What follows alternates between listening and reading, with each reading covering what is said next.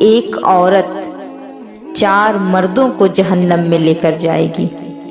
وہ خود تو جائے گی ہی، اور لیکن اپنے ساتھ ساتھ 4 مردوں کو بھی جہنم میں لے کر جائے گی۔ اور میں اسی کے متعلق آپ سے گفتگو کرنا چاہتی ہوں کہ فرمایا گیا ایک عورت 4 لوگوں کو جہنم میں لے کر جائے گی۔ کتنے لوگوں کو؟ 4 لوگوں کو۔ اب آپ بتائیں مجھے کہ کتنے لوگوں کو جہنم میں عورت لے کر جائے گی؟ تو میں نے آپ کو بتایا کہ 4 لوگوں کو۔ اگر آپ اس بات کو مانیں چاہے نہ مانیں، عمل اگر ویسے ہوں گے تو لے کر جائے گی۔ جیسے کہ جب گاڑیوں کا چالان کٹ جاتا ہے تو کوئی نہیں روک سکتا، نہ منتری نہ کمشنر، سب رکھے کے رکھے رہ جاتے ہیں۔ آپ مانیں یا نہ مانیں، بات حق ہے۔ ایک عورت 4 مردوں کو جہنم میں لے کر جائے گی۔ اور غور سے سنیں جو میں آج کہنے جا رہی ہوں۔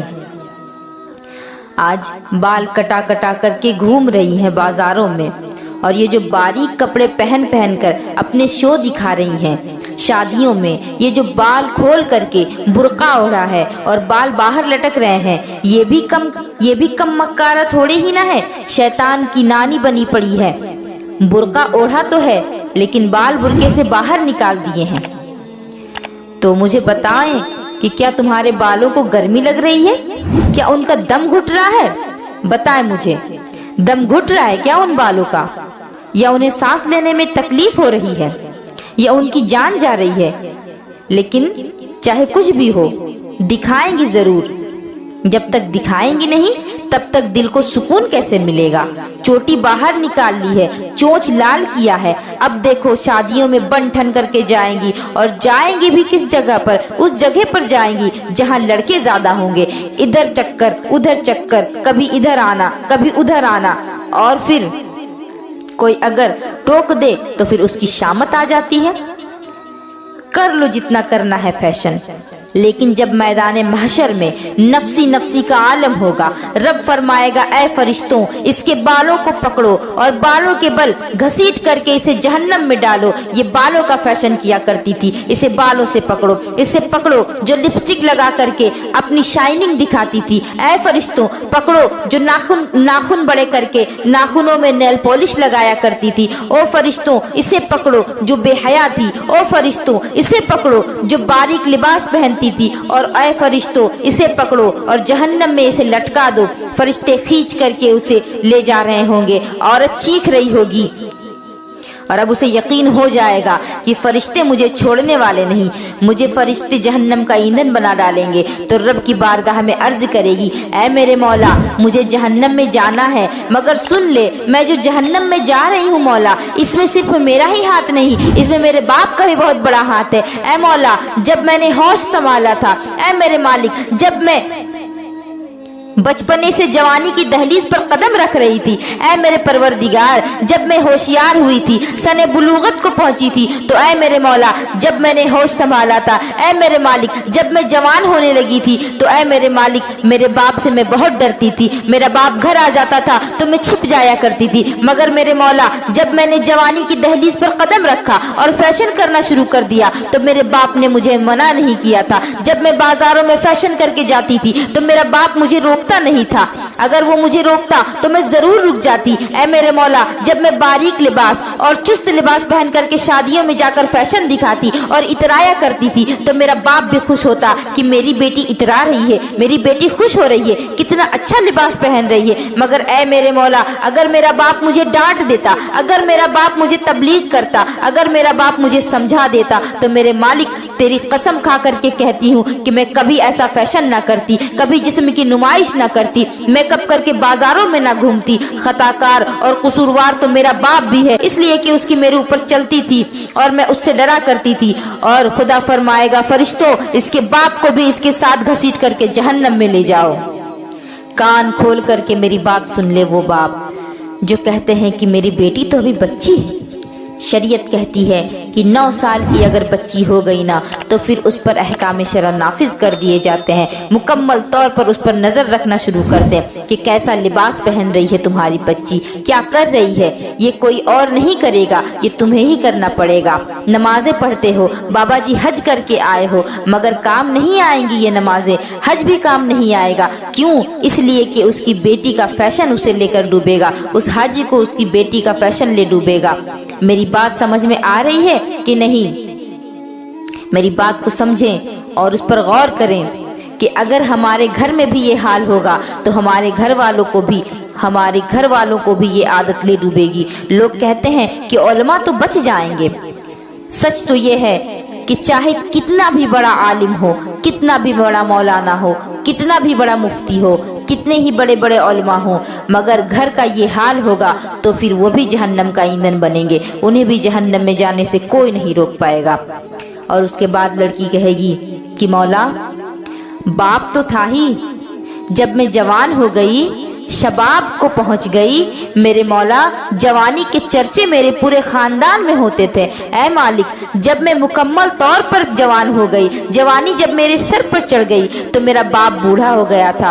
अब्बा से मैं नहीं डरती थी, मेरे बाप से तो इतना भी नहीं संभाला जाता था कि वो खुद को संभाल ले, तो फिर वो मुझे क्या संभालता। लेकिन मेरा एक भाई जो था ये भी जवान हो गया था, इसका बड़ा दबदबा था घर में। जब ये घर के अंदर दाखिल होता था तो अम्मा भी इसकी वजह से चुप हो जाती थी। मेरे अब्बा जो बुढ़ापे की वजह से बड़बड़ किया करते थे वो भी चुप हो जाते थे। भाई का घर में कंट्रोल था, भाई का घर में दबदबा था। मौला, मैं भी इससे डरा करती थी। अगर उसी वक्त इस भाई ने मुझे डांट करके रोक दिया होता तो शायद ये फैशन मैं बंद कर देती, जिस्म की नुमाइश बंद कर देती, महफिलों में जाना और अपने बाल को खोल करके दिखाना बंद कर देती। लेकिन मेरे भाई ने मुझे ना रोका और ये भी फख्र करता था कि मेरी बहन झूठ दे रखी थी।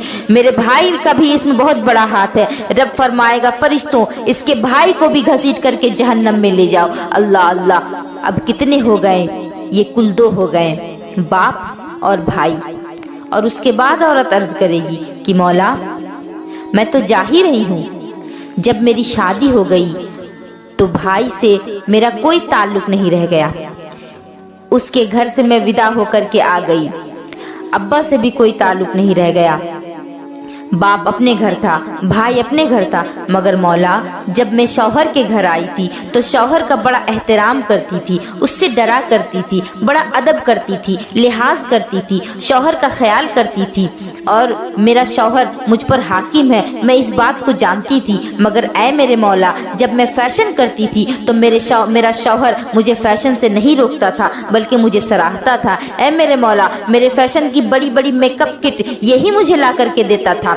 आजकल तो शौहर भी ऐसे बौखला गए हैं कि इंडिया की किट नहीं बल्कि दुबई से किट ला करके दे रहे हैं। मौला, यही तो मुझे मोटरसाइकिल पे बिठा बिठा करके मेलों में ले जाया करता था। मौला, बाजारों में यही मुझे ले जाया करता था। मुझे लेकर के मुझे कहता कि चलो शॉपिंग करवा के लाता हूँ। शॉपिंग के नाम पर ये मुझे बाजार ले जाया करता था। 1 दिन ले गया, 2 दिन ले गया। जब तीसरा दिन आया, मैंने कहा कि मुझे शॉपिंग करनी है। मैंने शॉपिंग की डिमांड कर दी तो उसने कहा कि मेरे पास टाइम नहीं है, खुद ही चले जाओ। मैं फिर शॉपिंग में फिर तन्हा जाने लगी। और आज बाजारों में देखो कि शॉपिंग करने के लिए जब आज बाजार जाते हैं तो बुर्का ही बुर्का नजर आता है, सारा बाजार काला काला नजर आता है। क्यों?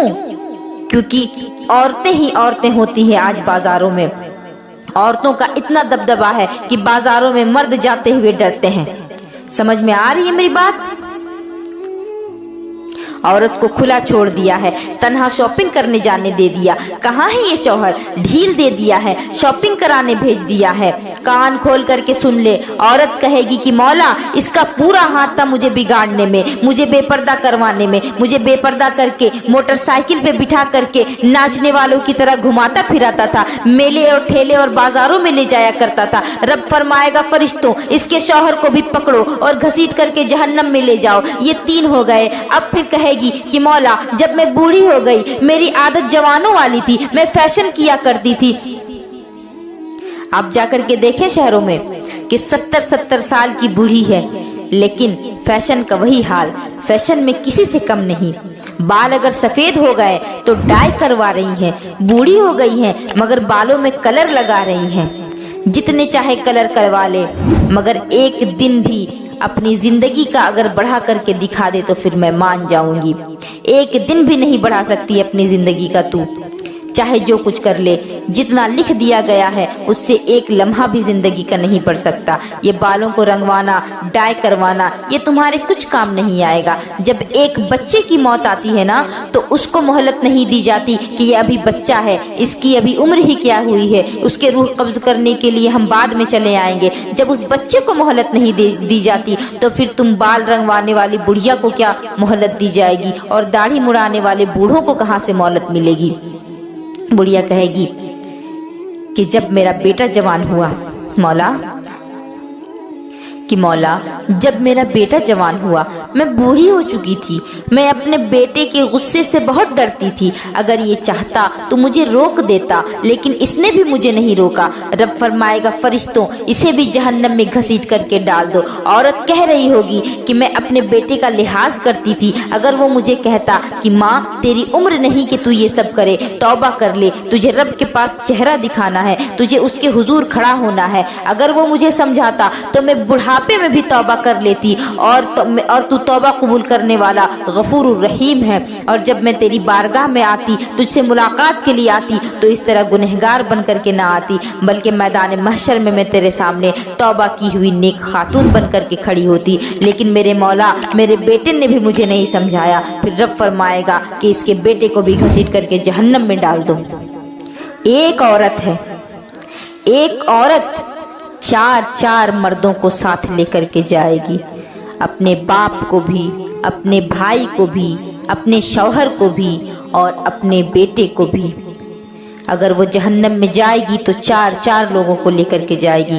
मैं अपनी बहनों से गुजारिश करती हूँ कि खुदा के वास्ते अपने ऊपर रहम करें। अगर आपको खुद से मोहब्बत नहीं तो कम अज़ कम आपको अपने बाप से तो मोहब्बत होगी। अगर आपको अपने बाप से मोहब्बत नहीं तो कम अज़ कम आपको अपने भाई से तो मोहब्बत होगी। अगर भाई से मोहब्बत नहीं तो शौहर से तो मोहब्बत होगी ही, और अगर शौहर से भी मोहब्बत नहीं तो कम अज़ कम आपको अपनी औलाद से तो मोहब्बत होगी ही, आपको अपने बेटे से तो मोहब्बत होगी। तो खुदा के वास्ते इन चीज़ों से बचें। अल्लाह रब्बुल इज़्ज़त ने हमें जिन चीज़ों का हुक्म दिया है उन चीज़ों पर अमल पैरा हो जाएं, और अहादीस जो हमें जिक्र की गई, हमारे आका ने जो हमें हुक्म दिया, हमें जो करने का तरीक़ा बताया, उन तरीक़ों पर चले और मज़हब इस्लाम को फैलाएं, और इन बुराइयों, इन गिलाज़तों से दूर हो जाएं, क्योंकि इसमें कुछ भी नहीं रखा है।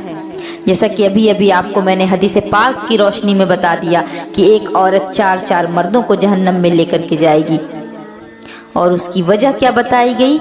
यही बेपर्दगी, यही बेहयाई, यही मेकअप, यही फैशन का वबाल। वमा अलैना इल्लल बलाग। अस्सलामु अलैकुम व रहमतुल्लाहि व बरकातुहू।